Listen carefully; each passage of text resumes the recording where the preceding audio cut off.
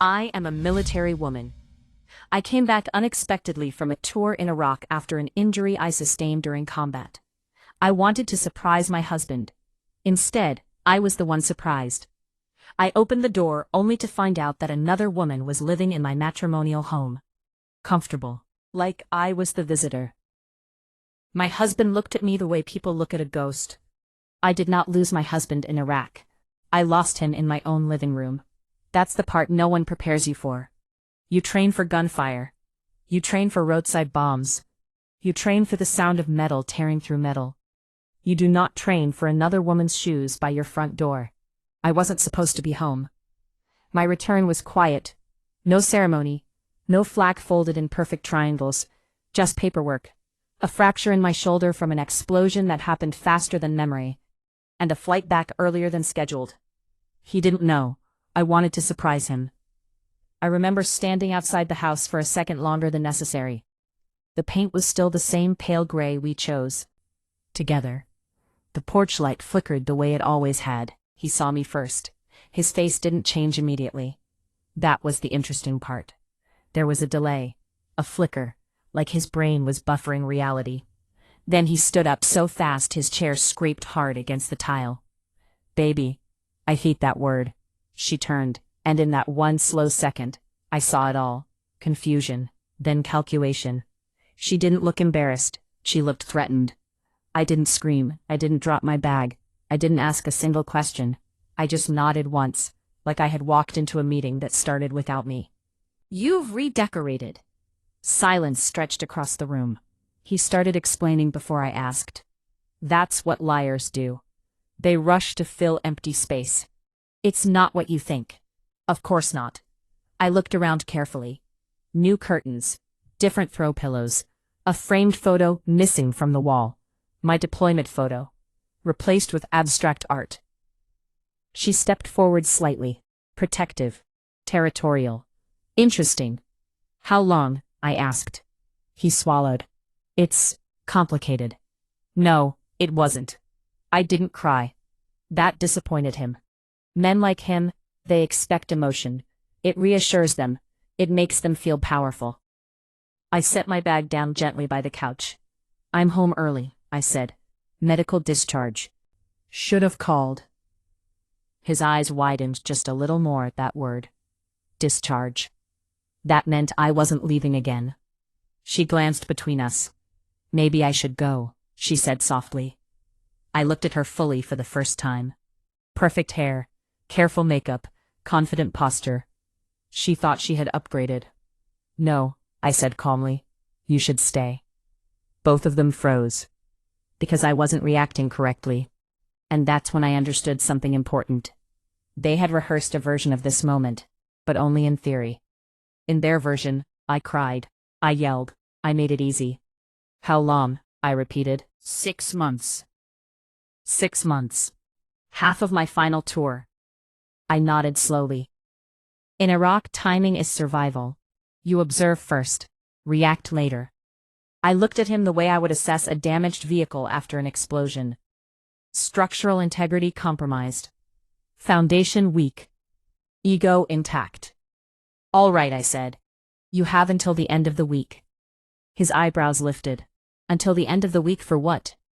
For you to decide which one of us keeps the house. Her head snapped toward him. He laughed nervously. You're joking. I wasn't. This house is in my name, I said evenly. You remember that paperwork, right? He did. Suddenly, the room felt smaller. You can't just throw me out, he said. I don't need to, I replied. Legally, I don't live here right now. But once the discharge finalizes, think carefully. I walked toward the door. He followed me. Are you seriously not going to fight for this? He whispered harshly. I stopped. Turned slowly. I don't fight for things that betray me. And then I left. The next few days were quiet. He texted. He called. He apologized. He blamed loneliness, distance, stress. I didn't respond emotionally. I asked questions. Specific ones. When did it start? Who knew? Did he use joint funds? Every answer was a thread. And I pulled gently. I also contacted a lawyer. I was getting prepared. I learned that he had been telling people I might not come back. That my injury could be worse than reported. That he was preparing himself. Preparing. I let him talk. Let him believe I was still processing. Meanwhile, I requested financial statements. Deployment pay, housing allowance. Transfers. Numbers don't lie, but people do. And eventually, their lies contradict their numbers. The interesting part wasn't the affair, it was the money. He had used my combat bonus to renovate the kitchen, to make it more welcoming. For her. He had transferred small amounts over months into an account I didn't recognize. Small enough not to alarm. Smart. Almost impressive. I didn't confront him. Not yet. Timing matters. I waited until the discharge paperwork was finalized. Until I was officially home for good. Then I scheduled a family meeting. His parents. My sister and him. He arrived looking tired. Defensive. His mother looked embarrassed. His father avoided eye contact. I sat at the head of the table. My shoulder is still healing. I think we should clear the air, I began. His leg bounced under the table. He thought this was about forgiveness. He thought this was about reconciliation. I slid a folder across the table. Neatly organized. Tabs labeled. Dates highlighted. Bank transfers circled. Combat bonus withdrawals marked in red. Silence. His father leaned forward. What is this? I didn't look at my husband. It's a timeline, I said softly, of loyalty. His face was drained of color. And that was the first crack. But I wasn't done. Not even close. I didn't raise my voice. I didn't need to. The loudest thing in that room was the silence. His father kept flipping through the pages like maybe the numbers would rearrange themselves if he moved fast enough. His mother pressed her lips together so tightly they nearly disappeared. And him? He stared at the red circles. Not at me. That told me everything. You went through my accounts? He asked finally, trying to sound offended. I tilted my head slightly. Our accounts, I corrected. And the separate one you forgot I could legally access once I suspected financial misconduct during marriage. The word misconduct landed heavy. He shifted in his seat. This is insane. I was managing things while you were gone. You transferred my combat bonus into an account you opened 3 weeks after I deployed. I paused. 3 days after you met her. His mother looked up sharply. You told us they met at the gym in spring. I slid another page forward. Time-stamped messages, shared calendar entries, a rental application draft dated months earlier than he'd admitted. His charm started to crack. That was the thing about him. He was good in rooms, good with eye contact, good with stories that sounded just plausible enough to avoid scrutiny. But paper is ruthless. I was lonely, he tried again. There it was, the soft victim tone. I almost smiled. I was in a combat zone, I replied quietly. Lonely doesn't justify theft. His father cleared his throat. Theft is a strong word. No, I said gently, it's an accurate one. Another silence. I let it breathe. People rush to feel discomfort. I don't. I let it stretch until it suffocates the truth out of them. He tried one more pivot. You're blowing this up because you're hurt. I looked at him then, directly. I am not hurt, I said evenly. I am informed. That difference unsettles people. He ran a hand through his hair. What do you want? There it was. Not an apology. A negotiation. I folded my hands on the table, careful with my healing shoulder. I want the house vacated within 14 days. I want full reimbursement of the misused funds. And I want a signed agreement acknowledging financial misconduct to avoid further legal action. His mother gasped softly. He laughed. Actually, I laughed. You think you're going to drag me through court? I met his gaze without blinking. I already have the paperwork drafted. I watched his throat move as he swallowed. Here's what he didn't know. Before that meeting, I had quietly contacted the Military Legal Assistance Office. I had reported the financial discrepancies, not out of spite. Out of record.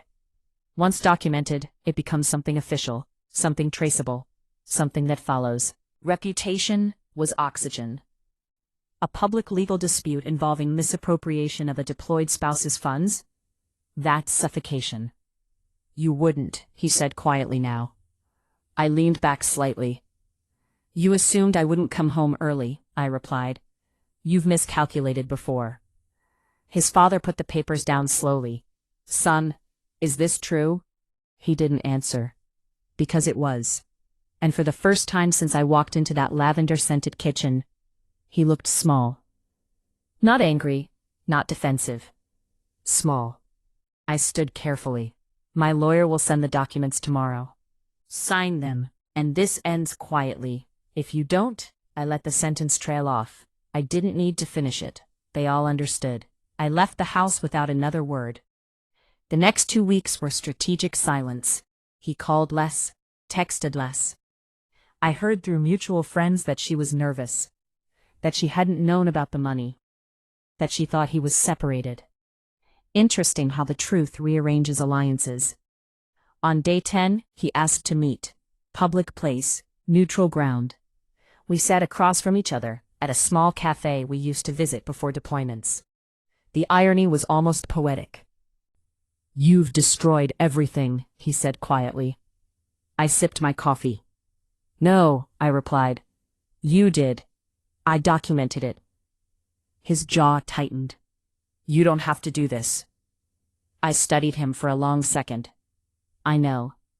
That's what unsettled him the most. I had options. Revenge isn't screaming. It's choosing the precise pressure point and applying it slowly. He slid an envelope across the table. Cashier's check, full reimbursement, and a signed agreement. I scanned it calmly. Everything in place. You win. I almost corrected him. This was never about winning. It was about balance. You'll need to be out by Friday, I said simply. He nodded. There was no fire left in him. Just resignation. Friday came quietly. I walked back into my house for the first time since that day. The lavender scent was gone. The abstract art was removed. Paid for twice now, technically. I stood in the living room and noticed something small. They had left the burn-marked navy sweater folded neatly on the couch. I stared at it for a moment. Then I picked it up. Not sentimental, just practical. I opened the windows. Let fresh air move through every room. That's the thing about betrayal. It feels permanent at the moment. But once exposed, once stripped of secrecy, it loses power. A week later I received confirmation that the legal complaint had been closed, quietly. No escalation necessary. His company never found out. Because he signed. Because I allowed it. Control is quiet like that. A month passed. Then 2. One evening I ran into an old neighbor at the grocery store. She hesitated before speaking. I heard he moved out of state, she said carefully. Job opportunity. I nodded. I had heard differently. Reputation travels even without formal charges. Word spreads in subtle ways. Closed doors. Not a good fit. I didn't orchestrate that part. I just didn't protect him from it. There's a difference. That night I sat alone in my living room. The house felt like mine again. Not because he was gone, but because I was fully present. I thought about that day in Iraq when the explosion hit, how everything went silent for a few seconds after impact, how your ears ring, how your brain recalibrates. Coming home felt like that, shock, then clarity. People think revenge is loud, dramatic, emotional. It isn't. Real revenge is documentation, timing, leverage. It's understanding that power doesn't scream. It waits, and when it moves once. Cleanly. Precisely. He thought I would come home broken. Instead, I came home observant. He thought I would beg. Instead, I calculated. He thought charm would save him. It didn't. Because charm doesn't survive evidence. Sometimes I think about the look on his face when he realized I had already built the case before he even understood the charge. That slow drain of color. That silence. That was the moment. Money. That.